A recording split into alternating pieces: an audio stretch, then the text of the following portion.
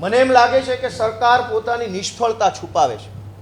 જો ગુજરાતની વિધાનસભાનું લાઈવ થાય તો સરકારમાં કેવા કેવા માણસો બેઠા છે, એની શું આવડત છે, એનો શું અનુભવ છે, એની શું માનસિકતા છે, એની કામ કરવા માટેની કેવડી દાનત અને કેટલી બદદાનત છે, આ બધો જ ખેલ કેમેરાના માધ્યમથી ગુજરાતની જનતા સુધી પહોંચી જાય એવું લાગે છે. અને એટલે પોતાની બદદાનત છુપાવવા, અણઆવડત છુપાવવા, તાનાશાહી ભર્યું વલણ છુપાવવા, કેમ કે ગુજરાતની વિધાનસભામાં ભાજપની બહુ મોટી બહુમતી છે, વિરોધ પક્ષોને ક્યારેક બોલવા ન દે, એમના પ્રશ્નો ઉઠાવવા ન દે, એ પણ ગુજરાતની જનતા લાઈવના માધ્યમથી જાણી ન જાય એટલા માટે લાઈવ બંધ કરવામાં આવ્યું છે.